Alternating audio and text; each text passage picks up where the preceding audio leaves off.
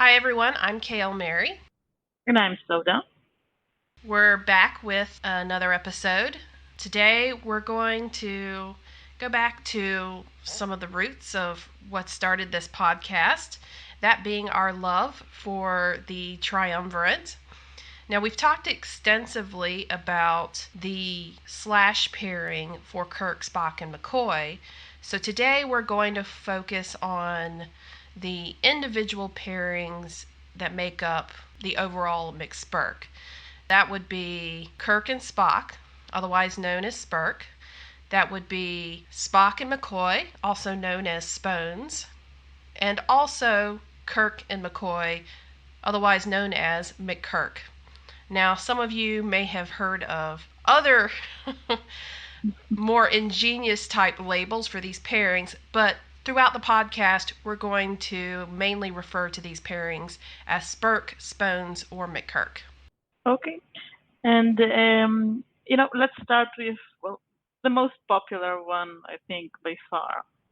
Spirk or K slash S or K and S, or it had a lot of names throughout the years.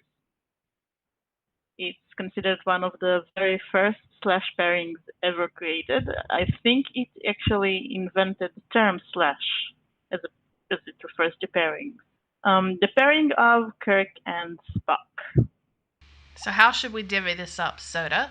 Do you want to talk about the original series and any other series like the alternate series separately, or should we talk in general? I think we should talk in general. When it comes to Kirk and Spock, I think the original series is like that's where the bulk of the shipping happens. I think it took the pairing kind of took a back seat when it comes to the movies, if I'm not mistaken. Well, it depends on which movies you're talking about. We're The talking the about, new movies, the alternate timeline movies. yeah, so if we're talking about the Abrams verse movies, you're absolutely correct. The Kirk slash Spock was very much a backseat relationship. I will talk about that just a little bit, but not too much because there's not actually a lot to go on. To your point, Soda, when people think of Kirk and Spock together, it's the original series that comes to mind. And so for Yeah, those fans who are die-hard Spirk shippers, right? yeah, What they loved from the original series in their brains automatically translated in the Abrams verse. Even if it was not so much there wasn't a lot of material to help them. But then again, we know how it is with fandom in general. We invent what is not actually there. Or yeah. embellish what is. So, Yeah, well, I recently watched an interview with someone who worked on some series. I won't talk about it too much, but basically said that one of the main pairings in the series was only created because the writers looked at the first season, watched the first season as it was filmed, and noticed that one of the actors looked at another actress in a certain way, and they decided, okay, we can make a ship out of that. So I think there isn't such thing as reading too much into things if this is how professional TV writers look at things. well, then, gee, why didn't the professional TV writers just go ahead and make Kirk and Spock a thing? I mean, it was. I Yeah, think I understand why yeah, I this was think the pairing of, like, the primary pairing of the original series, the primary slash pairing, because, I mean, Kirk and Spock, you don't really see one without the other in most of the episodes. yeah, and I think I also read that the reason for this is well, in the first season, Kirk is pretty much the main character, but Spock became the breakout character, the one that became the most popular. So in order to keep them both, at the crowd's interest, I think it was what's his name, a very famous sci-fi writer, the one who wrote the Foundation series and I Isaac Robot. Asimov? Yes, yes, this one. He Asimov actually told Gene Roddenberry that he should make Spock and Kirk best friends, so that people will keep been fans of Kirk alongside Spock. And basically, that's how the rumors go, yeah. But I'm willing to believe that. I think if you looked at the original series from the first 3 seasons all the way into the movies, you could make the statement that Kirk and Spock are best friends. I believe it. I think they become best friends, especially over the course of the season. That's what I mean. So not just from this TV show, but if you include all the way into the movies.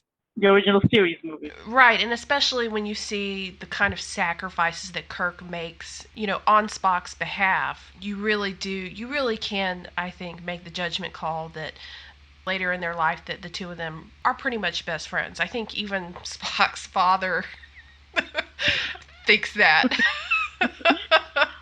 Yeah. So, yeah. Without going into too many details, but what is it about Kirk and Spock? They're very close, obviously, in the way that they interact in the show, and then, like we said, they definitely have that potential to be best friends. What is it that then makes them a perfect romantic pairing? Well, first of all, they were the 2 most popular characters in the show, so I think it's kind of natural for fans who like this character and that character to want to see them together. Mm-hmm. I mean, not to jump ahead too much, but I think where you're going with this is the right way, Soda, because Kirk and Spock, they're both popular. They seem close. It just seems like a natural progression to make them romantic pairings. But I think we know as fans that sometimes we also love the pairings that seem antagonistic toward each other. and which, kind of leads us into the Spones area. But I think you hit the nail on the head here. For Kirk and Spock, it's because they are sort of the main characters of the show. It just seems like a fit. Especially when you consider how loyal Spock is to Kirk. That's what I was about to say, because there's a certain element of devotion there that is above normal friends that you see everyday friends. Now, would you say it's reciprocated from Kirk to Spock in the series, or is that later something that they added in with the movies? Because you definitely see Kirk, some of that devotion, loyalty that Kirk has for Spock in the movies. But I'm sitting here pondering about the actual show. No, I think Kirk showed some devotion to Spock in the series too. I mean, remember the famous Ponfar episode where he basically disobeyed Starfleet orders to get Spock back to his home planet so Spock wouldn't die. I definitely think there's a reciprocated amount of devotion from Kirk to Spock in the show too. It's just that Spock got to show it more because Kirk is the captain and it's his duty, Spock's duty, to be devoted to the captain. Oh, just where do you draw that line in the sand with devotion? Well, any good shipper will tell you that there is no such line. Yeah. I think, if you can compare it to other series, like The Next Generation, you don't see the kind of devotion between the other first officers and the captain, even though they are devoted as, professionals. They're not like this, I'll go with you to the end of the universe kind of couples, I guess.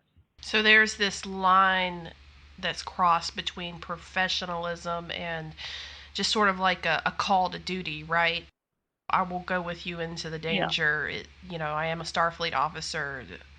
We will give our lives for this cause kind of thing, to where it's, I'm following you, James T. Kirk, into danger, not just because you are my captain, but because you're Jim. Yeah, because you earned it personally. Yes.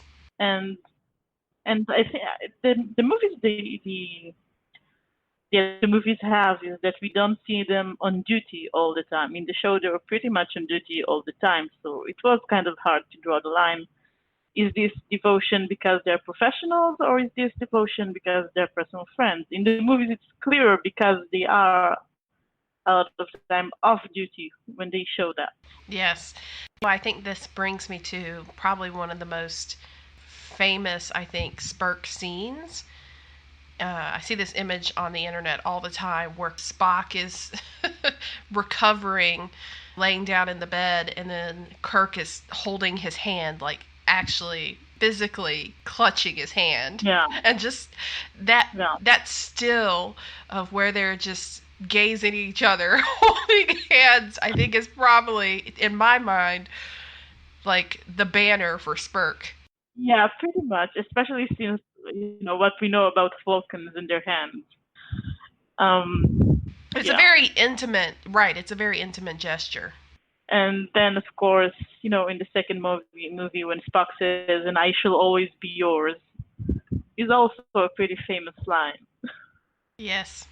So how do you feel about Spirk, Soda? Well, personally, before I started, I heard about Spirk before I started even watching the series, obviously. It's such a well-known pairing that I kind of assumed that I'm going to, even if I'm not going to like it personally, I will at least see a lot of evidence for it. And I did. I just felt it wasn't like the whole picture, Mm-hmm. I my personal opinion on any of the pairings is basically the same. Is that I can see why people like it. I just think it's not the whole picture.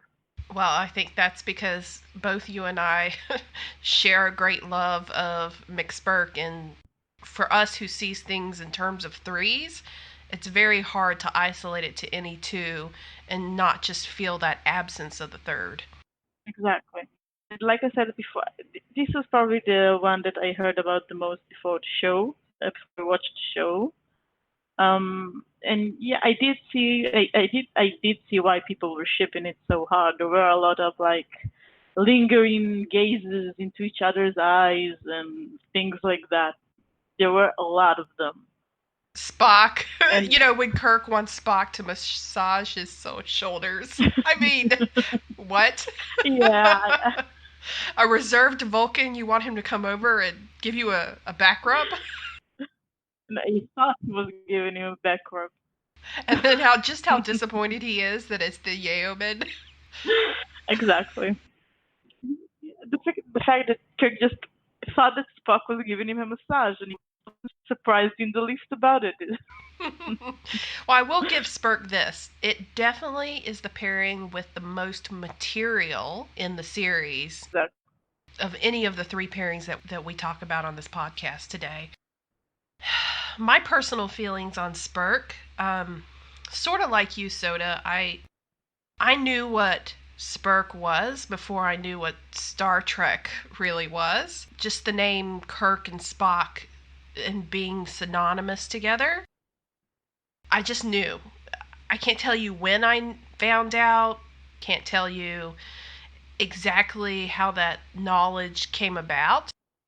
I think if you were ever like a shipper. Right, it had to have happened sometime when I became a Slash fan, because I just somehow knew that Kirk and Spock was the first Slash pairing. Exactly. So of course it had a lot of weight to it. And so when I did get into Star Trek, and I actually started with the first rebooted movie, the Abramsverse movie, but then I backtracked to watch the whole original series. I saw why it was so popular. I will even say that, just easing my way into the fandom. Well, the first thing you're going to find as a Star Trek fan who likes Slash pairings is like the KS archive, right? This longtime legacy fan fiction archive. People have like stories from decades ago about Kirk and Spock. And so when you first start your foray into that, that's kind of where I landed. I was just like looking at some of the Spirk stuff, going, wow, some of these writers have been around a long time. Oh my gosh, look how old this fanzine is. And exactly, like thinking about people doing that before the internet, when it was all just when they had to mail it to each paper. other. Yeah. I could just see what an intrinsic part it was to the fandom, and just how, and just reading some of the comments, how fierce the Spirk shippers can be about their pairing. They're fiercely protective of it, and I had a respect for it, and I still have a respect for it today. But like you, I just thought that's not all there is. There just seems like this missing piece. And I think that's because even after, halfway through the first season of the original series, I had already fallen in love with the Triumvirate. So I knew that even though Spirk out there, it's like that's easy, ready to grab material, the pairing you can jump on board with, and you're just another one of the thousands of shippers out there who like Spirk. To your point, I think I was looking for a little something else because it just felt like there was a missing piece, and obviously that's where I landed with McSpirk. But again, great respect for this pairing from the context that it gave the fandom, and that it still gives the fandom today. Exactly. I do have a lot of respect for the pairing and for the people who shipped it for so long. Like, people who are so, like, passionate about it. Today, when you're passionate about pairing, you can just log onto the internet, which most people have access to through their smartphones, and just start browsing and searching for fan art and fan fiction. But back then, it was really, really hard to find someone with the same interest as you, and those people worked really, really hard to build a community around it, and it is really commendable. And you can see why the pairing inspired people so much, because there is real much content behind it. Like, there's so much. I don't know if I can call it like evidence. I know some people call it evidence, but it's more like, so much basis to base it upon, like so much occurrences you can base your interpretation on. And I think I do have a lot of respect for it. And when I started watching the series, I did understand exactly where people are coming from, but I also found myself being like, but I see the same interaction that you are using to ship Spock also happening between Spock and McCoy and Kirk and McCoy and all three of them. And that's where I decided that, I like Kirk and Spock, but something is missing there. I'm sitting here thinking, Soda, we talked about sort of what is the defining characteristic of the Spirk relationship from Spock's side, and that being loyalty and devotion to Kirk. And we did say that, there is some reciprocation of that. As there should be in any pairing. What do you think is the defining characteristic from Kirk to Spock? Because I don't think I'm entirely convinced that it is just devotion. I think there's something like maybe Kirk's acceptance of Spock being who he is, like half human, half Vulcan, and sometimes not sure where he lands or if he's in between. I feel like I've seen a lot of themes of acceptance. Yeah. Of course, that would matter greatly to Spock, right, in a partner. Exactly. I do think this element also plays a very big part in this pairing. There is definitely the entire character arc, I think, in the series is that he's looking, for a way to be at peace with himself, kind of.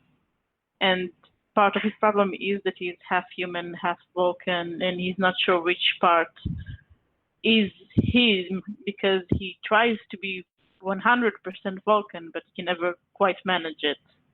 And he did join Starfleet, and he does serve on an all-human ship, so, well, at least in the original series, it was an all-human ship. But Kirk is very quick to defend Spock. Do you recall that? Right, if you recall that scene where the navigator shows some type of bigotry, and Kirk basically tells him, "We don't do that on this ship," and don't you dare say that about my first officer.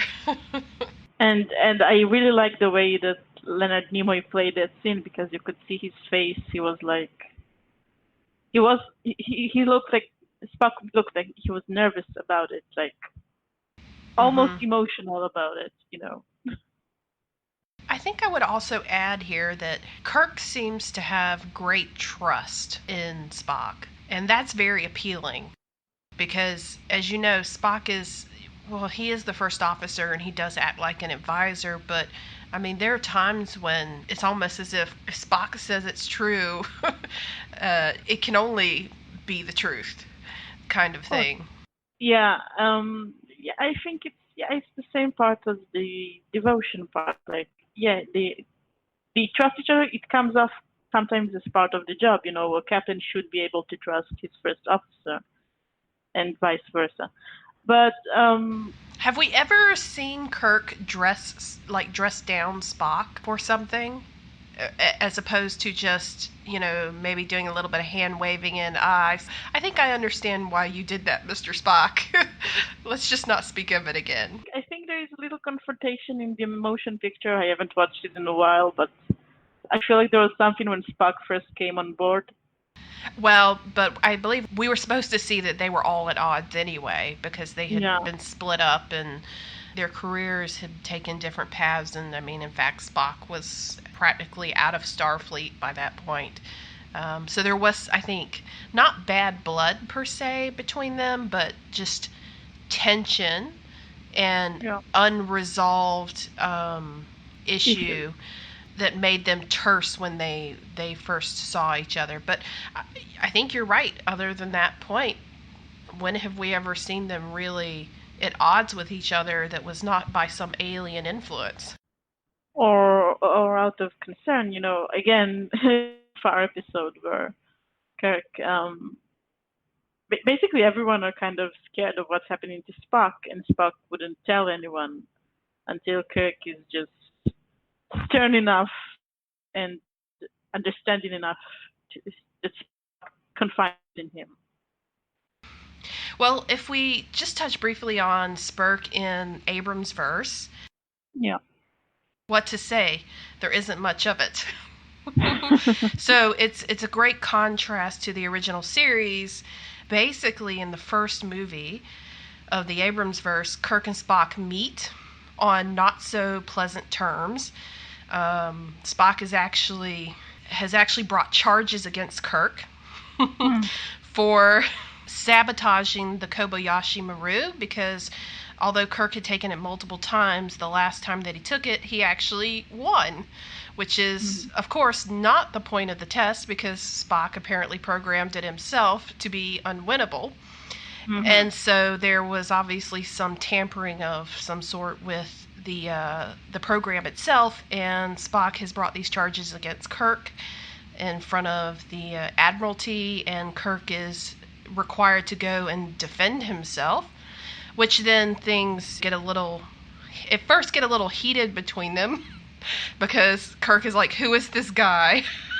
Who is this guy that dares to call me out or passing this test? I mean, isn't that what you're supposed to do, pass the test?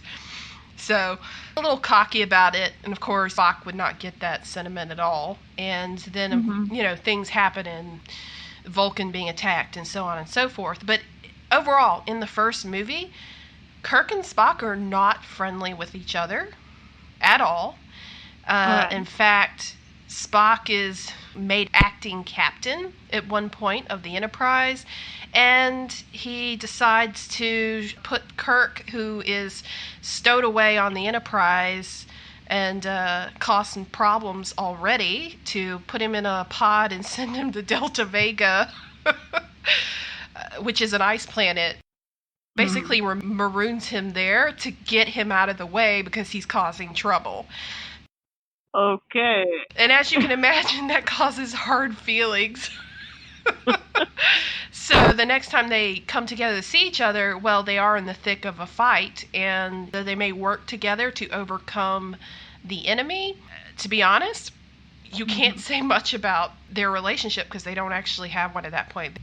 I'm not sure how they talked Spock into taking the first officer position on the Enterprise when they gave it to a junior cadet like Kirk, considering that at one point Spock even tried to strangle him. So, in the movie. So it was very heated. Let's just say the first time they met was very heated. It sounds kind of like the polar opposite of how they are in the series. It is absolutely the polar opposite.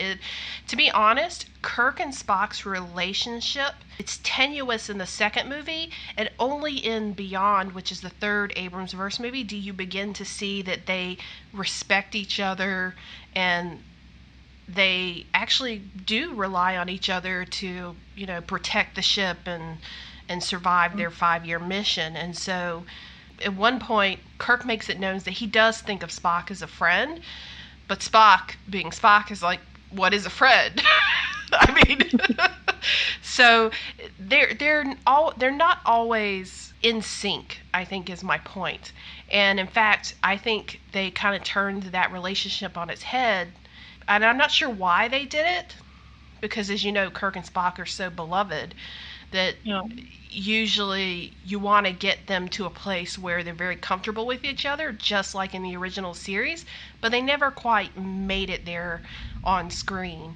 And so it really makes Kirk and Spock more like the relationship between Spock and McCoy in the original series. It's tenuous at best, even though in the later movies you do see that they have a regard for each other and that they do make a good team. And some of what is in the original series that makes them a great partnership is also present in the Abrams verse, but you just kind of have to take it on faith.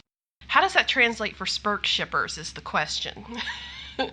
When you're given a series of 3 movies, 4 years apart, so, material that is forthcoming is very, very slowly forthcoming.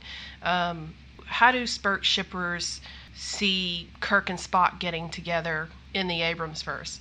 And I think the answer there is they just kind of jumped ahead to the end of the 3rd movie. Where Kirk and Spock were like in the middle of the 5-year mission, and they had this great respect for each other, and they had this attraction for each other. So in a way, a lot of I think what I saw from Spirk shippers in the Abrams verse is that they sort of brushed under the rug, if you will, some of that antagonism as, that got resolved.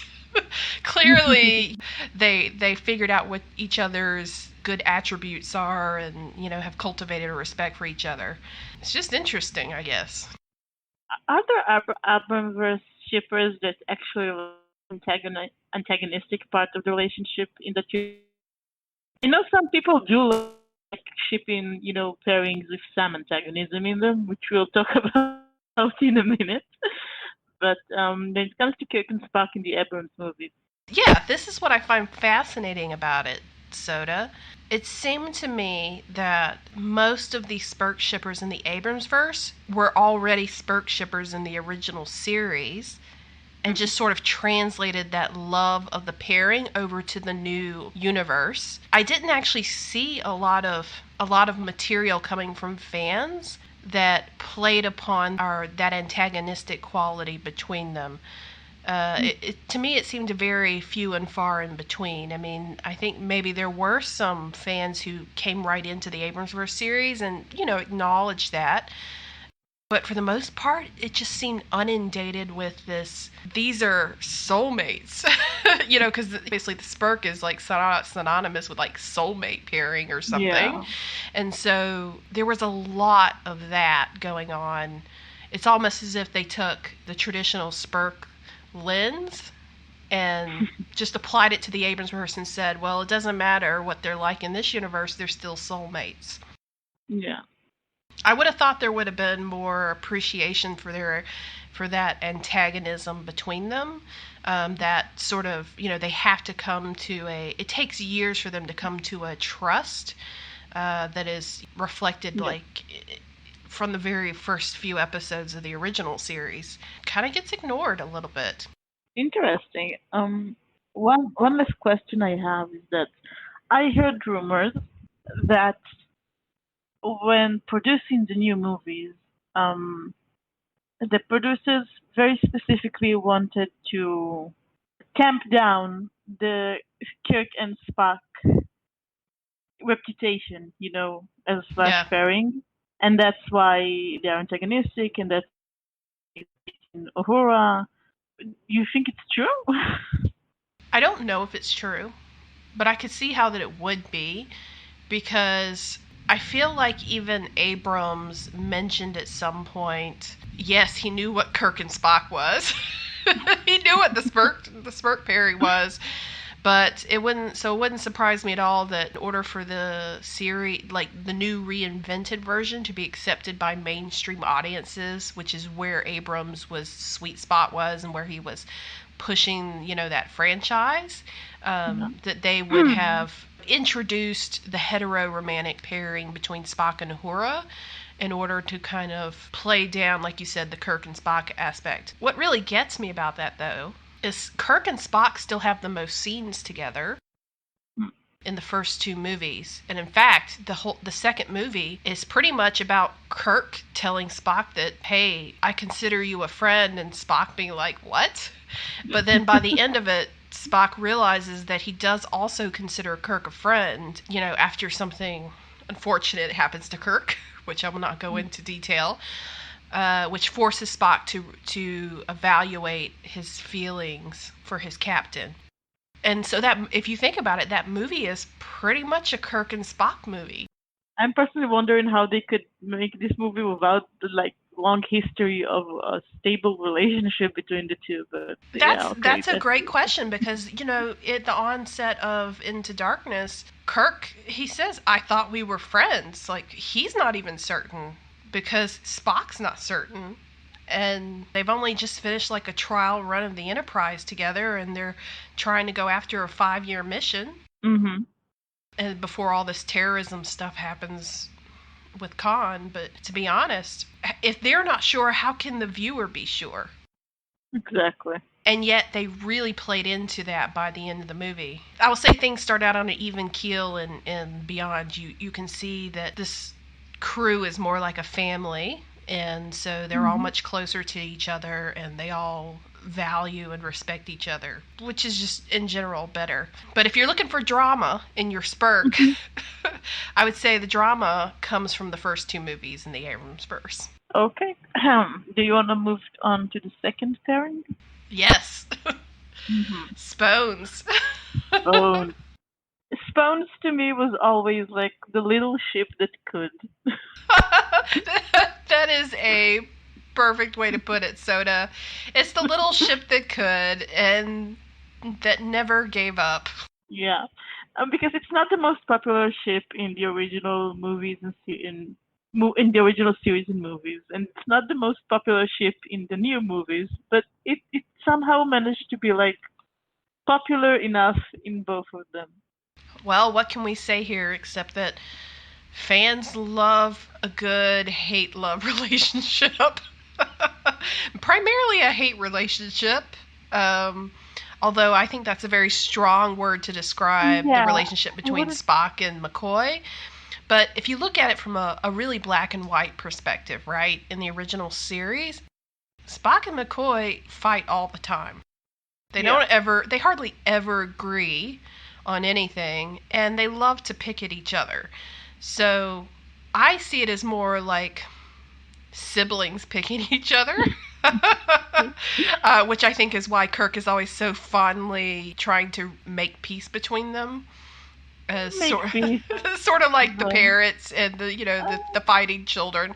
But sometimes he encourages them to. Yes, of course, because when he's feeling mischievous himself. Yeah. But for someone who looks at it just, like I said, black and white, they might think that Spock and McCoy really don't like each other. But to be honest, to me, there's no element of outright hate or jealousy between the two. It's just that fundamentally who they are sort of grates on each other, because they're different. And they like to approach things with different perspectives. And they both like to argue. So naturally, if Spock says one thing's logical and McCoy says it's, not logical, and says, why aren't you emotional about it, then they're just going to go at it. I mean, but it's that kind of almost, I will say, chemistry of that kind of fighting, quote arguing. I like to think of it as verbal sparring between them that makes for a good pairing. Yeah, I think they're just both very... Spock wouldn't like it, but they're both very passionate people. Yeah. And whether they would admit it or not, they're actually very similar. Exactly. They both like to be right. And they both don't want to admit that they're similar. That would just seem like the worst thing ever. So it's natural that, when they're together they don't get along, or they tease each other. I would say only a few times in the series do they actually truly have a serious argument. Exactly. It's usually born out of some type of concern. And I have to say, neither of them express their concern in a very acceptable fashion. Yeah. Because McCoy, when he's concerned about someone, he gets a little irate. And then Spock will never admit to being too concerned about someone, which just makes McCoy more irate. Yeah. You know what comes to mind here about Spock and McCoy from the original series? I think this is probably one of my favorite scenes between them, and I'm not quite sure why, but it just speaks volumes to me about the relationship. It's in the Immunity Syndrome, when Kirk has picked Spock to get on the shuttlecraft to go investigate this space amoeba. McCoy's a little upset because he wanted to go and make this great discovery. They both kind of had a little bit of a fight over who would go, and Kirk picked Spock to do it. McCoy is with Spock when he's about to enter the shuttle bay, and Spock, looks at him and goes, "Why don't you employ one of your traditions or colloquialisms and wish me good luck?" And McCoy just looks at him, doesn't say a word, just kind of stares at him, and then Spock just walks away. Yeah. I don't know what it is about that scene, and maybe I read too much into it, but it seems to me that I don't think McCoy is so angry that he wishes Spock ill. I think it's, like you said, sort of like someone who doesn't want to admit that they're wrong, or that they've lost something that they wanted. They're like on the losing side of a fight. At one point I was almost like, McCoy, you should have just wished him luck. But then I thought, you know what? Doesn't surprise me that he didn't. And then you see, of course, later when Spock is actually in danger of dying out there on the shuttlecraft, McCoy's like, we're not leaving you behind. Forget it. Which to me speaks volumes. Not to mention that, after Spock leaves, that's when McCoy obviously says good luck, even though Spock can't hear him. Exactly, right. I think, to me, that kind of sums up the relationship. Like, they can't really express to each other that they care about each other, that they're concerned about each other. But they are. But it's obvious that they are. But they are. And I think eventually, you see in the movies later on after the series that they have made some sort of peace between that ability to not be able to communicate verbally, how much they care about each other, that they are friends. Well, yeah. I think it's just understood by that point. I think it also helps that after the first movie, Spock pretty much accepts the fact that he has emotions. Yeah. So that probably helped ease things along. Also, if I remember correctly, I really do love this episode. This is the quintessential Spones episode, I believe. That later in the episode when Spock is on the shuttle and he's talking to the bridge, he also says, "Why didn't you wish me good luck?" Like he still remembers that. That always makes me laugh. What can you say about Spock and McCoy? I think the appeal of Spones is that their relationship is understated. It's understated, and it's also, like, I think it's the part of, like I said about Spock and Kirk before in the new movies, like, some people do like this element of, like, antagonism, kind of antagonism. Like, I don't think Bones and Spock would abandon each other on an ice planet. They do argue a lot, and there's a lot of, like, passion in their argument, and I think that a lot of people read this as, like, equal parts hate and love. Mm-hmm. And there is something interesting about it. Well, for some people, I mean, that's like a classic romance novel, exactly. Right? Or rom-com. It's, you take two people who meet each other, really decide they don't like each other, but then over the course of the movie or the novel, their feelings have completely turned around. But, it's not just that, it's that they seem to not like each other, but they also can't seem to stay away from each other. Exactly. They have this magnet attraction, and But what really is what turns their feelings around is the fact that they get to know who each other are. And so it's the journey of the relationship that makes the relationship, I think, more appealing. Whereas with Spirk, you just started out with two people who just were devoted to each other and just really had a already had a defined close relationship that almost seemed like soulmates. Whereas Spones they got to work for it. Yeah, it's also an interesting dynamic. Mm-hmm. There is one thing about the relationship that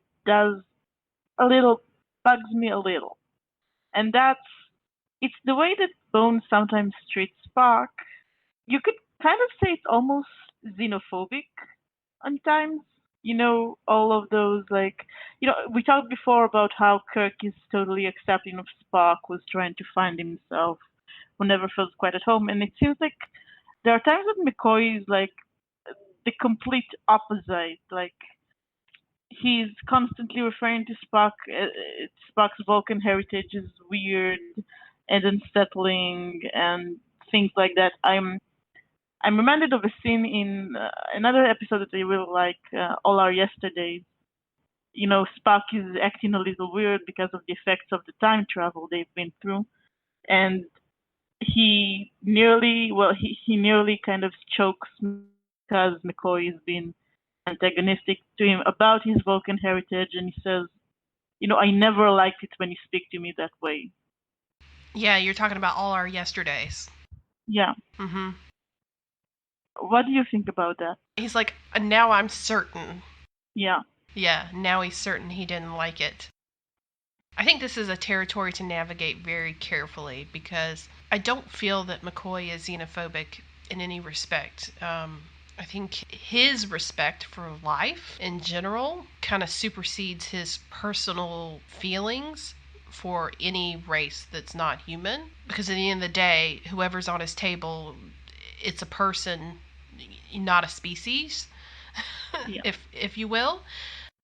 So, to be honest, I always took McCoy's picking at Spock, especially over his Vulcan heritage, as a defense mechanism. Because, as you know, people who have tempers, when they're not comfortable in a certain situation, some people tend to lash out to others when they themselves are experiencing some kind of fear or some kind of strong emotion that they don't readily want to admit to. I don't feel like there are times when McCoy seeks Spock out just to belittle him, but that maybe in the heat of the moment when he himself he lashes out at Spock, and as siblings tend to do, they really know where each other's sore spots are. You know what I'm saying? And when you get into a fight with your sibling, that's where you tend to poke the hardest. Is you say things that really cut or really hurt the other person, but then you regret it later. And it doesn't mean that you don't care for that person or love that person. It's just sort of a knee-jerk reaction in that kind of situation. So for me, I think I've always kind of looked at it through that lens.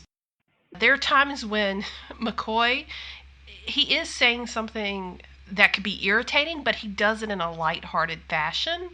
And he doesn't do it with like a vehemence. So when he does act out, I will say, very emotionally, very angrily, I always kind of take a step back and go, what is it that drives that kind of response or pushes that kind of response from McCoy? But I will say this about Spock. He's got the patience of a saint sometimes, because I will tell you, if I had someone, if I had a sibling poking at me that hard, I would pop them back. And so Spock has great control. You know what I'm saying? Yeah. And you do see that moment where that control kind of breaks because he's not himself in All Our Yesterdays. Yeah. So really, that's my thought on it. I don't think McCoy values Spock less as a person, but I think there probably is some lessons to be learned on his behalf about maybe not pushing so hard at someone who's emotionally vulnerable in the way that Spock is, even if Spock would never admit it. Yeah, and I think I kind of agree with you, and I also think there are Also, there's also an instance of the exact opposite in Plato's stepchildren. He was very, very upset about the Platonians forcing Spock to exhibit emotions against his will. Yeah. And you'll also notice that when McCoy is concerned about Spock, he gets very upset. So, for instance, when in the Paradise Syndrome, our favorite one, Yeah. in the Paradise Syndrome, where Kirk is lost to them, he's back on the planet, and they're on the ship, and Spock is clearly not taking care of himself. McCoy comes to confront him about it. And I'd have to say, if he didn't really care so much about Spock, he probably wouldn't have done that. But, they're both worried about Kirk, but McCoy has the added burden of being worried about Spock because Spock is not sleeping and is pushing himself beyond his limits. But he does it in his regular fashion, which is to be confrontational about it because, well, that's just the kind of Dr. McCoy is. He's the one with the right cross. Yeah. Okay. Do you want to tell us about Spock and Bones in the Abramverse? Oh, yes, I would love to. Wait, what is there to tell you? Big question mark. Okay, so in all three movies, there's one scene in the third movie that honestly gives you any kind of material at all. And this is where Spock and McCoy are actually pretty much paired together for the majority of the movie, because when the Enterprise is attacked by a terrorist named Krall, the crew is split up, and they're kind of split up into pairs. And Spock and McCoy get stuck together, and Spock is injured. And of course, that's a good thing for Spock because McCoy can actually, keep him alive. But, they have their usual trademark banter even when they're in the thick of danger. When they end up stranded on the planet together and, Spock is injured, they're still, making quips at each other and so on and so forth. But there's this one moment where Spock is not doing so good, and he tells McCoy that McCoy should just leave him behind. McCoy goes, "Well, that's quite chivalrous of you, Spock, but completely out of the question." And then Spock goes on to say, "Well, if you leave me behind, you'll have a better chance of finding the crew." And then McCoy's like, "Well, of course you would say that." And he's like, "And here I thought you cared." And then Spock stops because they've just realized they're about to be surrounded by the enemy, and this may be like their last living moment, and they're together. Spock stops and says, "Leonard, I've always had great respect for you." He's like, "I thought you knew that I cared." McCoy is almost tries to make him be quiet, almost like don't say it out loud, because obviously this is not something they talk about to each other. It's the fact that they actually respect and like each other and are concerned for each other. But that is the only, pretty much the only moment in all three movies that very Spones like. But it still managed to be a popular ship in the fandom of the new movies. It's actually kind of ironic because the way it starts out in the first movie, in Star Trek 2009, is when Spock confronts Kirk in this auditorium about his potentially manipulating the test. When they all get called away from the auditorium because of this sudden, priority 1 distress call, McCoy looks over the Kirk and goes, "I don't know who that guy is, but I like him." And that's, of course, because Spock is not taking Kirk's bullshit.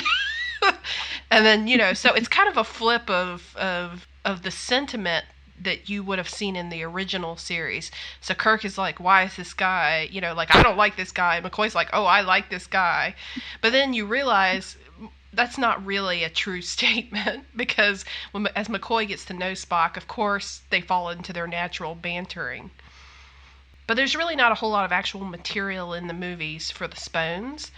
However, I still think it's pretty popular. I mean, Spones is one of those pairings where I don't think the universe matters. It's just the fact that you have these two, like you said, these two characters with these certain personalities that clash together. And so, regardless of the universe they're in, their pairing is going to find a way to exist. I will say, I think that the Spones part of the fandom has always been relatively small. And I think there are people who really feel negatively towards the Spones pairing, Soda, because to your point, some of them feel that McCoy is xenophobic, and they're very protective of Spock, if you will, and they don't really appreciate anyone who would, quote, belittle or degrade Spock in that kind of fashion. And so all three pairings, Spirk, Spones, and McKirk, Spones is the one that gets a lot of heat for being a pairing. Yeah, like I said, it's always been small, but it's always been present. That's why I called it the little ship that could. Because it also has kind of very old roots.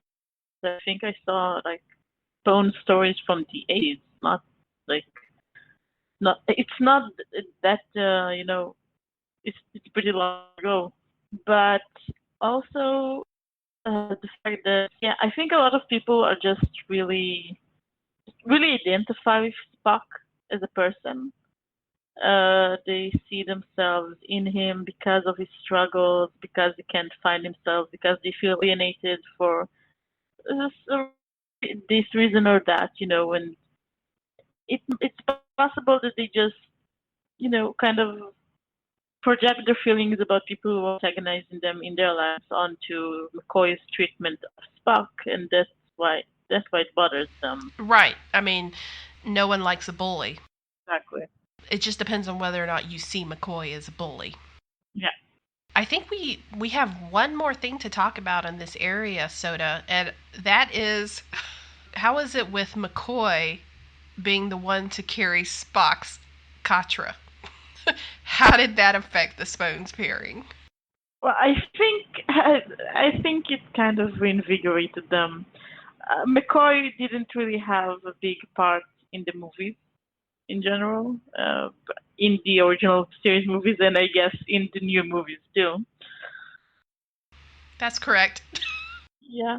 He also didn't really have a big part in the search for Spock, but just the fact that, everybody were, including the characters in the universe and the fans of it, would expect that Kirk would have the honors of this really important thing. No, it ended up being Bones carrying Spock. So I assume that was done for comedic effect. I don't think so. I think it was done because, well, first of all, convenience. I mean, McCoy was there when Spock needed someone to carry his Katra. Yeah, but it could have been Scotty. I know that just gave you pause, didn't it? Could you imagine if it had been Scotty? I tried. Spock with a Scottish accent, yeah. But I think it also says something, about their relationship, that they don't hate each other. They never really hated each other. They actually have a lot of respect and admiration for each other, and they trust each other. And I know I'm a McSpirk shipper, so that's how I said. But I kind of see it as a confirmation that McCoy is just as important to Spock as Kirk is. And therefore can have the honor of carrying his soul. Yep. Still, it is funny though, because McCoy says it's his revenge for all those arguments he lost. And you can't help but laugh. Yeah. Especially when McCoy's trying to do the Vulcan nerve pinch to no success. I think you're right about it invigorating the Spones fandom, because I seem to find more stories about what it is like for McCoy after that event, having carried Spock's soul, and then how that changes his relationship with Spock, how it just somehow makes them resonate more on a spiritual level, which then opens up the possibility for them to be in a romantic relationship. So it's definitely a trope that kicked off a lot of Spones activity. Yeah. And, I think it also, a lot of fans kind of assumed that it brought them closer, kind of got them like this new understanding of each other because they've literally been in each other's minds. Yeah. And yet, what do we see in the next movie but Kirk, Spock, and McCoy camping together? So it's all three of them and not just the two. Not the next movie. Well, Next the movie movie is the after one the in next, the way. yeah. Yeah. Yeah. After Spock gains his memories, basically, they go camping together. So, again, to our point, it always harkens back to the trio. Exactly. Well, shall we move on? So we have arrived at our last pairing of the day. It's McKirk, the pairing of Bones or McCoy and Kirk. That one wasn't really popular until very recently. Which I attribute to the Abrams verse. Yeah. In the original series, McCoy and Kirk were close friends. They were friends. They were implied to be friends even before the series began, and they did confide in each other quite a lot, especially in the first season. But people didn't really see it in a shipping kind of way. Yeah, I'd agree with that.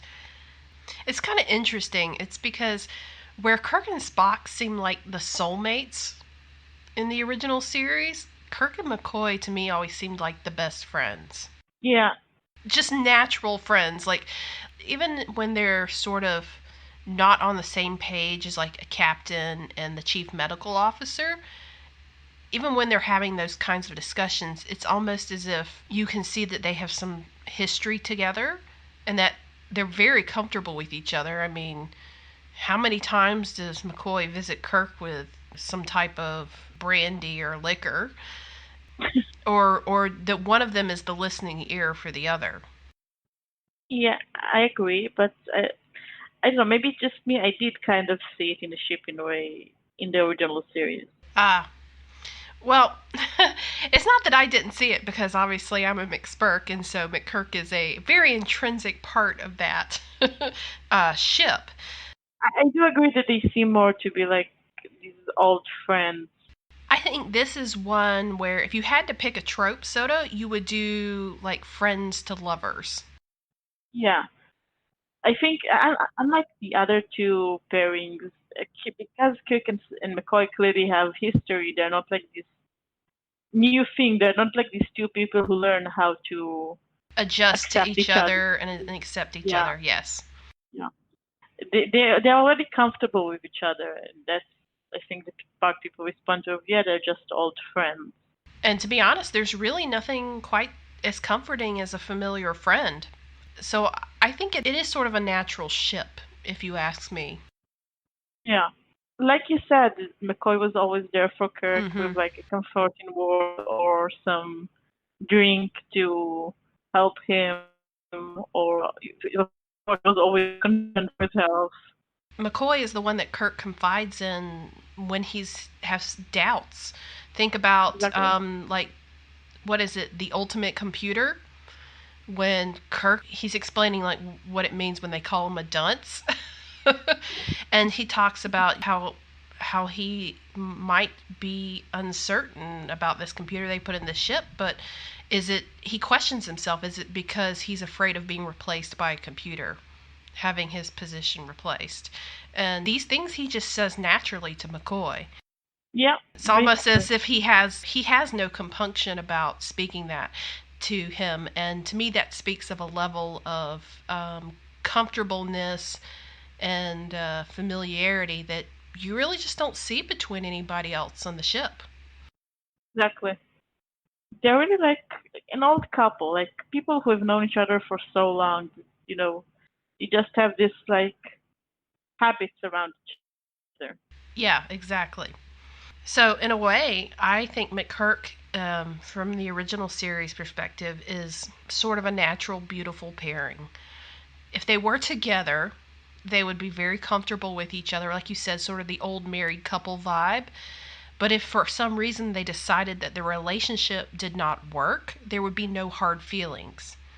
Yeah. If they broke up. It wouldn't Exactly. hinder them from being able to be around each other day in and day out and be professional and do their jobs. I don't think there'd be that. I guess what I'm saying is I don't feel like there'd be that level of angst that you might get with the Spones pairing or with the Spirk pairing. Exactly, and I think maybe that's why not as many people shipped it back then, because It's not dramatic enough. it's not dramatic. It's not dramatic. It's not passionate. It's not, it's not very. Yeah, it's not very. I'm not saying it's not interesting. It's not something you can get a lot of like stories out of. Mm-hmm. But hey, I mean, what do you think happens to married couples after the honeymoon phase? They Exactly, they're the most realistic couple. exactly. So I think I like the term natural for them. I'd like to talk briefly about Abrams' verse. I think you can talk more than briefly because that's where it really got popular. Exactly, because when you said that it's become more popular as of late, I 100% attribute that to the Abrams verse movies. And it's because where we talked about McCoy and Kirk seeming like best friends in the original series, they are literally best friends in the Abrams verse. You see when they first meet together in the first movie, the shuttlecraft on the way to Starfleet Academy, you see them together. It's not certain whether they're roommates or not, but they surely could be, hanging out together in the academy, doing mundane things like coming from classes together, going out to eat, stuff like that. It is clear that they have spent those 3 years as cadets with each other. In each other's presence, and just the banter they have, you can already tell they know each other far too well in the 3 years that they've been together in the academy. Of course, when things start to go sideways and Starfleet is sending out their ships to this distress call, Kirk has gotten himself in a position where he cannot get on a ship to go with everybody else because he's obviously been called on the carpet for potentially manipulating the Kobayashi Maru test. So he can't go. But his best friend Bones, you know what he does? He just injects him with a virus and then plays the old, this is my patient. My patient's got to come with me on this ship card, and that's how they end up on the Enterprise. So Bones comes to his rescue and gets him on the Enterprise, which then eventually more stuff happens and Kirk and Spock have to work together. But, I mean, who does that for just a passing acquaintance, right? Yeah. Nobody. So it's clear that Kirk and McCoy have really become best friends in the short time that they've known each other. And you see that theme continue to play out through the movies. I mean, obviously, what happens to Kirk in Into Darkness, he literally looks devastated. McCoy plays the advisor to Kirk on a lot of personal matters. And beyond, there's this one scene in the opening where, they've been out in space for a while. Kirk's birthday is coming up. And where is Kirk hanging out but in the space lounge with McCoy sharing a drink and just kind of talking about what it means for Kirk to have a birthday, which means he will be older than his father, who in that universe had died young. And they're just having this really intimate conversation that two people who aren't best friends would never have. You just don't unload your emotional turmoil to someone like that unless you're very close to them. So the material is there, is what I'm trying to say, for Kirk and McCoy. Kirk and Spock have a lot of scenes together, but the scenes that Kirk and McCoy have together, the chemistry is there, whether it's from like a best friend perspective or sort of like could they potentially be attracted to each other perspective. I mean, obviously the McKirk shippers ran away with that, but to me, McKirk in the Abrams verse is sort of the soulmate pairing in the way that Spirk is the soulmate pairing of the original series. And that's why I said the Spirk shippers in Abrams verse just kind of like translated what they liked about the original series into the Abrams verse without really adapting some of what was actually going on in the sort of antagonistic tense relationship between Kirk and Spock in the Abrams verse. They sort of brush that aside. But the McKirk shippers are like, we have the right to ship this pairing. It's in your face. You know what I'm saying? That's how they felt about it. So obviously it blew up after Star Trek 2009. If you were in the fandom, there's a very strong niche for McKirk. Yeah. I'm pretty sure that's really the most popular ship for the Abrams verse series, especially in terms of fanfics. Like if you go to any modern fanfic website, they're ones with the most fanfics to them. And you know what I love about this soda? I feel like McKirk actually being, or sort of being present in the canon material of the movies and Abrams verse, sort of giving you the ability to see their potential in that, I think translated for some old-time fans of Star Trek, because I think it made them go back and think about, well, if they had this potential in the Abrams verse, why not in the original? What if they had this potential in the original series and we just didn't see it on screen? Exactly. I do think that's a big part of why the pairing does get a little bit more popularity today. Not as much as the other two in the original series, but it gets more popular today. I certainly feel that it made me more open to the McKirk pairing when I went back to watch the original series after having seen the Star Trek 2009 movie, because I think it already been seeded into my brain a little bit that Kirk and McCoy can work together. And then you flip over to the original series and they're real chummy. I mean, not quite in the practically the hand-holding way that they are in Abrams verse, but they're pretty chummy in the original series. And so then when you see like the dynamic between Spock and Kirk, which I felt was really missing in the Abrams verse, I think for me that's when it all kind of like came together, and I was like, well, if it works here and it works here, and oh look, I bet it could work for Spones too. That's when I think I kind of fell in love with the McSpirk. Yeah, I didn't see the Abrams verse movies yet. I know, but when I watched the show, like I said before, I just noticed that a lot of the interactions that people read into between Spock and Kirk also kind of repeat themselves between Spock and Bones and Kirk and McCoy.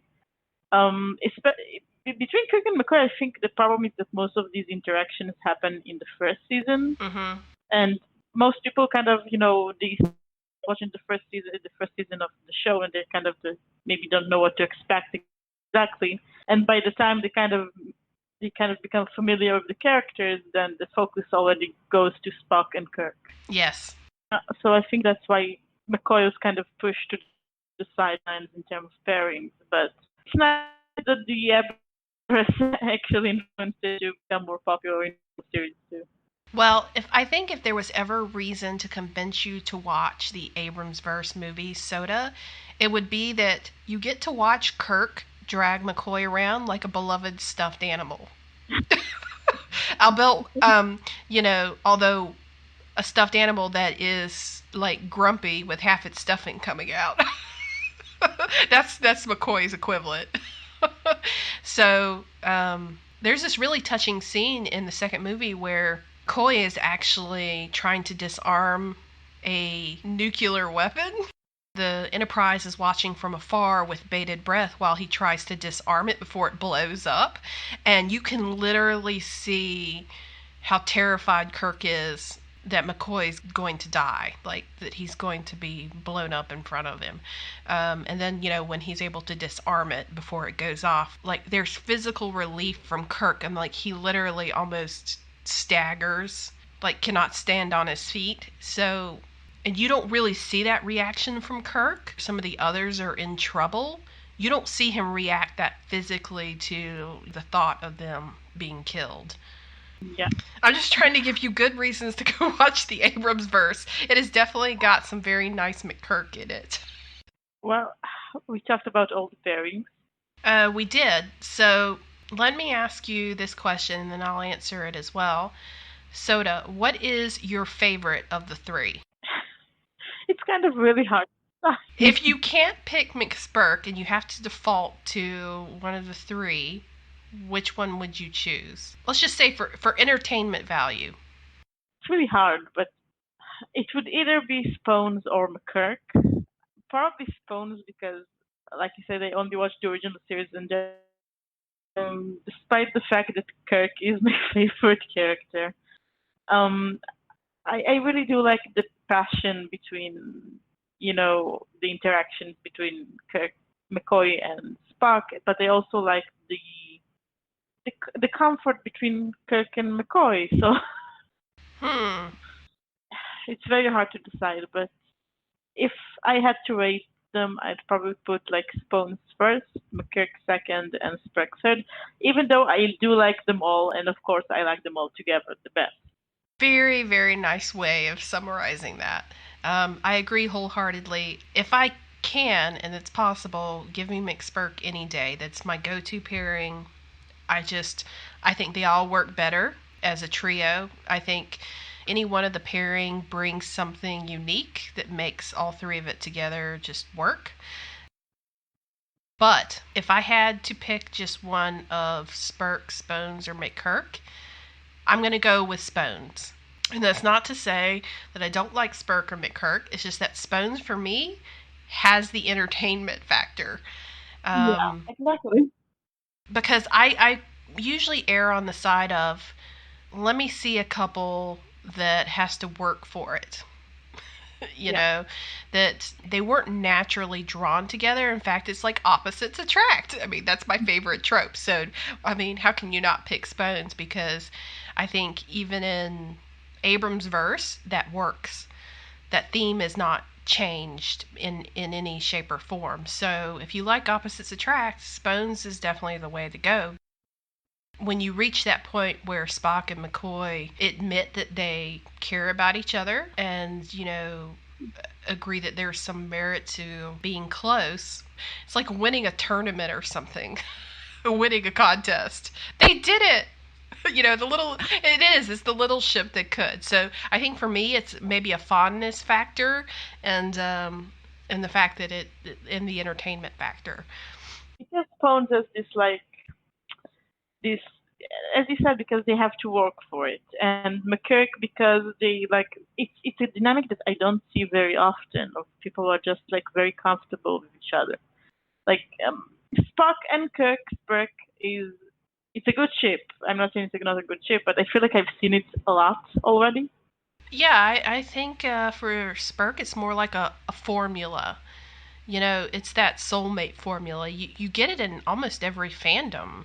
Exactly. There's that one pairing that very popular, and if you're new coming into a fandom, there's almost always one pairing in that fandom that you just kind of immediately fall into, and usually that's the big one, the one that has a lot of interest of the fans and a lot of loyalty from the fans. And for Star Trek, that's Spirk.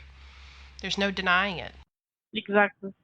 To your point, Soda, McKirk is just like it's just like a comforting blanket. Like I said, the best friends to lovers is, you can't knock it. It's a really sweet one. Yeah. Take two people who know each other very well, are comfortable with each other, and just decide to go that extra step in their relationship. And I mean, it's really a beautiful thing. Yeah. And then you have Spones, which is just fun.